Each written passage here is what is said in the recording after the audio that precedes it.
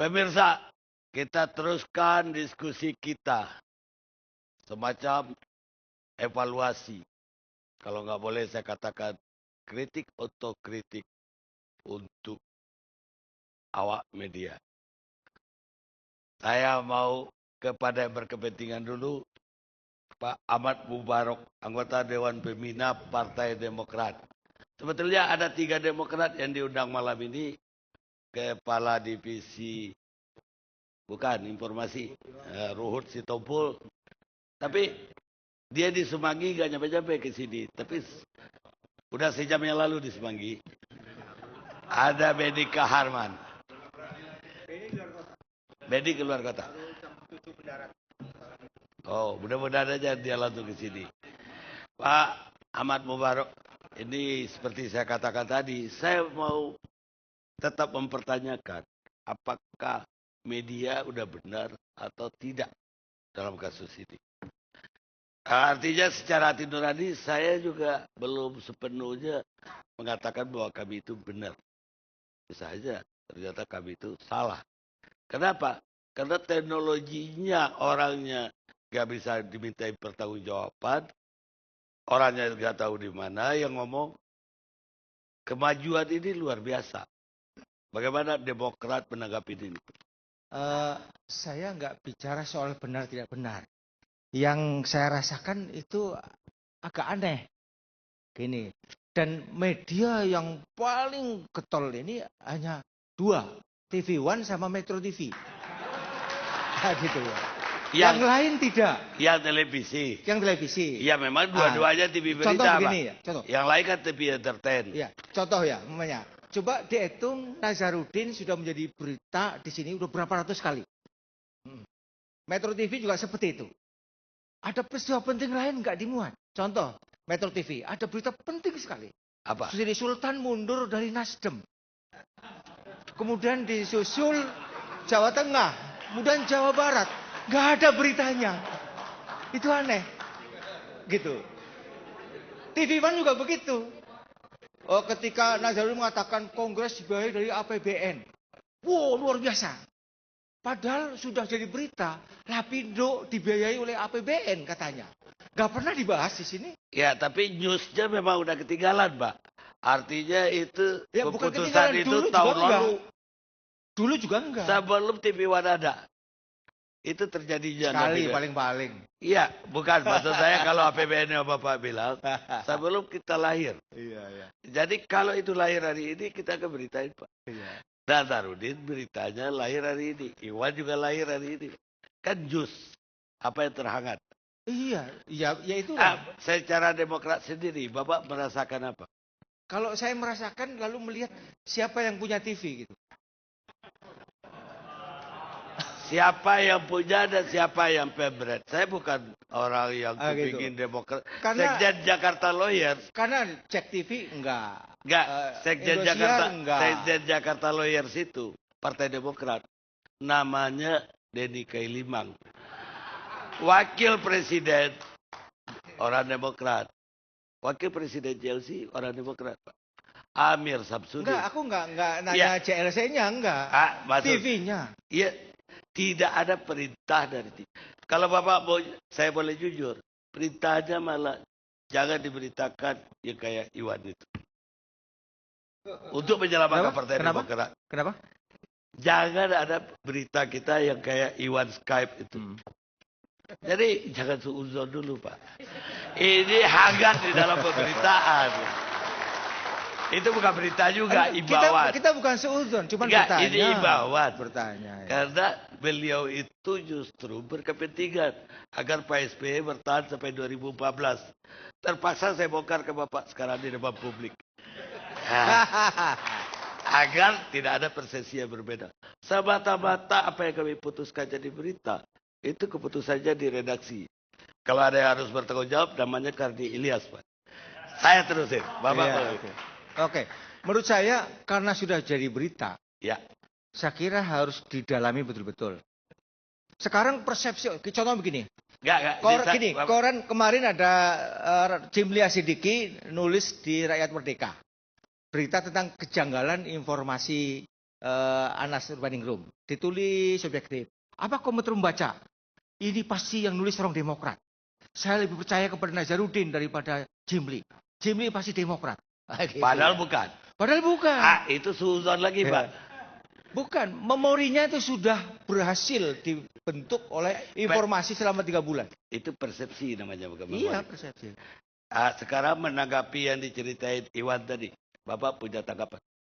Ya, sebagai berita bagus sekali. Artinya berhasil itu bagus sekali. Berhasil mewawancarai Nazarudin. Iya, iya. Apa yang dikatakan Nazarudin, ada tanggapan? Apa? Apa yang dikatakan Nazarudin dalam wawancara itu ada tanggapan nggak?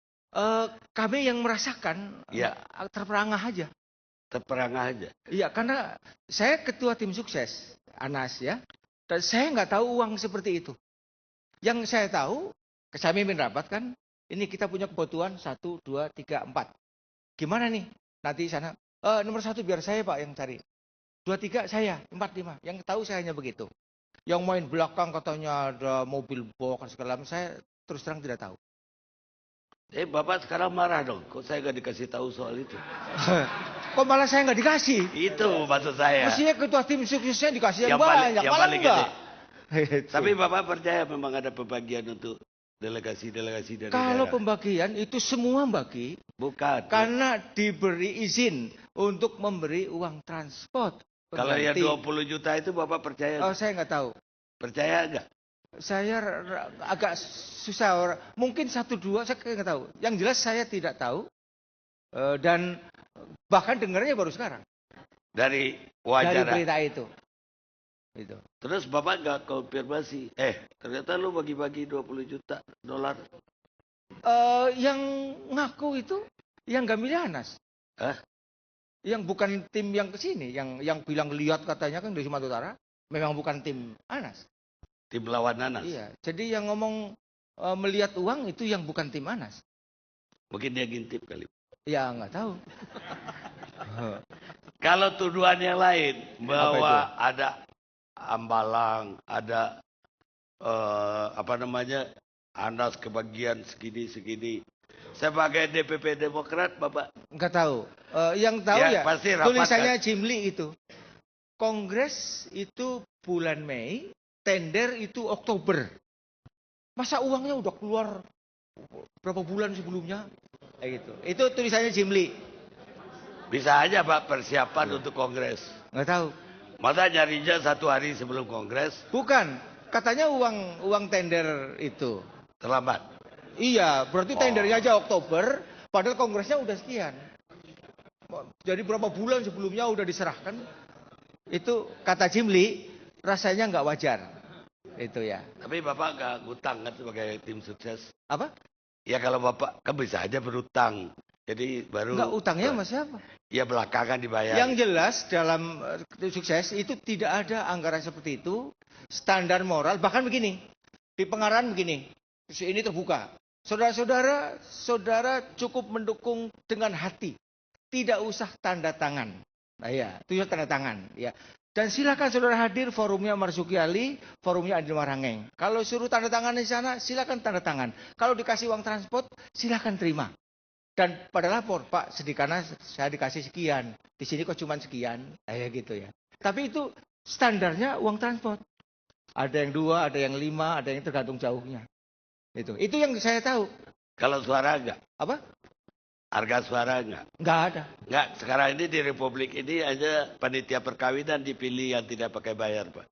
Yang lain bayar. Jadi seandainya bayar... Saya tidak tahu. Wah gitu ya. Tidak tahu seperti itu. Bahkan ya dengarnya baru sekarang aja.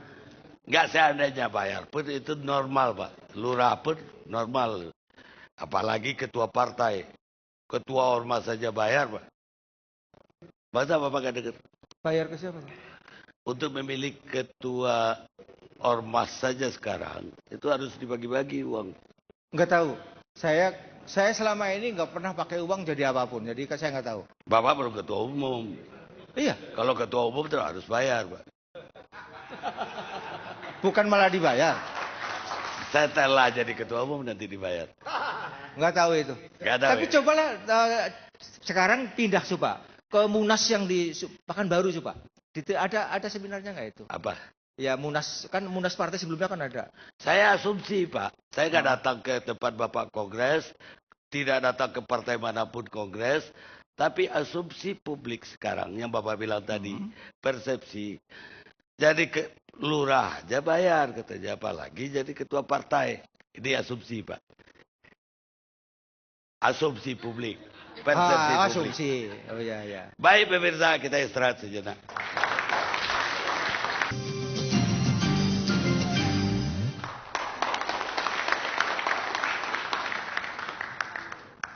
Pemirsa, kita teruskan diskusi kita.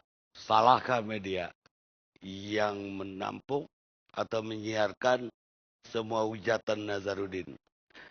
Di tengah kita beranjak ke Pak Henry Subiakto. Beliau ini dosen Media and Political Communication UNER. Bagaimana Pak Henry melihatnya? Ya, sebenarnya di dalam negara yang demokrasi itu kebebasan berpendapat itu suatu hal yang dilindungi oleh hukum dan etika. Tetapi tidak berarti bahwa orang boleh memalsukan fakta. Jadi kadangkala ada orang yang masih menganggap bahwa ketika kita ini bebas, lalu bukan hanya pendapat yang bebas. Karena memang di dalam negara demokrasi tidak ada pendapat yang salah. Tetapi hati-hati dengan mengungkap fakta. Karena fakta itu ada yang benar, ada yang palsu. Nah, media, karena media ini semakin lama semakin powerful.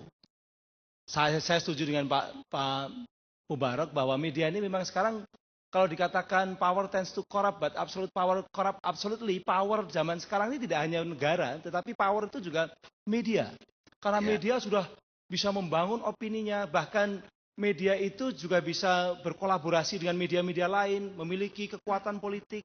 Sehingga Badekin pernah mengatakan di negara yang liberal dan komunikasinya bebas, maka akan muncul yang namanya Private Ministry of Information. Jadi ada menteri-menteri propaganda swasta yang karena dia menguasai media. Dia bisa melakukan apapun. Enggak, kita kembali ke kasus ini, kita agak teoritis. Ya. Apakah menurut Bapak yang dikemukakan atau yang disiarkan media ini palsu? Ya, di situ media karena kadang-kala punya kepentingan, maka kita harus hati-hati. Maka perlu adanya etika.